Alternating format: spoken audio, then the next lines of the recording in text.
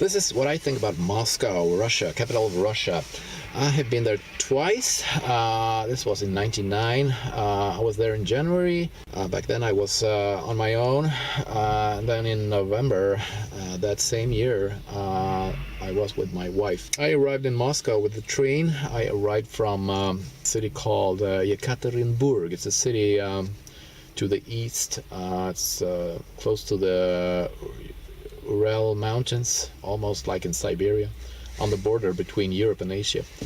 So I was there. I arrived with the night train in the morning to Moscow, to I think it was the Kazan railway station. Actually, there's five or six railway stations in Moscow because it's a huge city. So you have to have that in mind if you're traveling from Moscow. You have to know from which station to leave. It's like if you go to St. Petersburg, you go to the Leningrad station. If you're going south, you should go to the Kursk station, and so on. If you go with the Trans-Siberian Railway, you go to Yaroslavl station.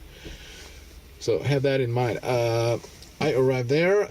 It was in January. It was pretty cold, and I wanted to use the subway because to get to the Red Square, my first point of destination in Moscow. So they have excellent public transport in Moscow. So you buy a token. You can go anywhere in Moscow using that for one particular trip. Moscow, I don't know what it's like now, but I almost noticed the presence of the police in Moscow. The police, they were everywhere, on the streets and the subway stations, and they randomly stop people there to check their documents, their ID, probably looking for terrorists, probable terrorists and illegal immigrants. And I went to the Red Square. I have seen the Red Square on TV when I was young. On TV, it looked like a huge square, like never-ending square, and you saw these tanks and soldiers marching on May 1st, and they were celebrating and commemorating World War II on May 9th. But when I arrived there it seemed kind of small. So I was wondering, did all these tanks and soldiers, did they fit in to this square?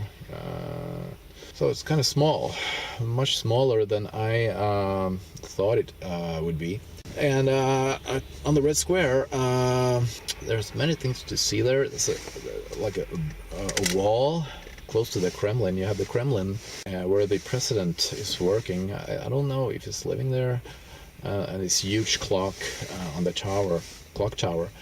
And there's a wall, and there's some memorials for the heroes of the Soviet Union, like Gagarin, first man in space, and for a couple of generals, like Zhukov. He was participating in World War II. And also, not close to the square, the Red Square, there's another memorial. There, actually, that was the fence line of Moscow during World War II. Well, this was the closest the German army was to invade Moscow. They were almost there, so they almost took the Kremlin. And back to the Red Square, you have, of course, the mausoleum where Lenin is buried. He's not buried, but he's on display in this building. And I wanted to see Lenin, and there's always a long queue outside that mausoleum. I don't know it's called mausoleum in English, but where he is. So I had to stand in line there, and the queue was slowly moving forward to the entry when you had to go down the stairs, I don't remember if there was a fee for the entrance. You descended the stairs down to where he's at. Lenin died in 1924, I think. So there are guards everywhere, and they look after the visitors. So they have to constantly move, because you're not allowed to stop and look at him. You're not allowed to take any photos. So you have to go slowly around his Lenin and back and out of this building. It was kind of surreal feeling to see it, and it looks like a doll. So it looks kind of plastic doll. There he lies, the embalmed Russian revolutionary, and he looked smaller than I had imagined, childishly small, and overall it was an eerie feeling to go in there, almost like entering the alien spaceship. And take a look at the captured alien creature, Vladimir Ilyich Lenin himself. So what else? In opposite of the Kremlin, there's a big department store. It's actually a mall, and I was in there. Didn't see too many people though. There's lots of luxury shops there, selling fur coats and jewelry, things of that nature. I guess that there were not too many people in there because it was very expensive, only for the nouveau riche Russians. But probably things have changed.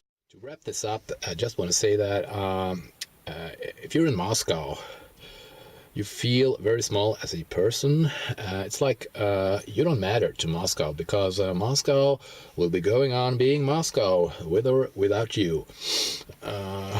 If you disappear from the streets of Moscow, no one will notice that. And it's a huge city, not very tourist friendly, lots of traffic. Everything there is on a grand scale. You see these enormous buildings, and it's one of the most expensive cities in the world. And I'm probably not going there anymore. I've seen it once and twice, I mean, and that's pretty much done with Moscow. I'm not going there anymore if I don't have to.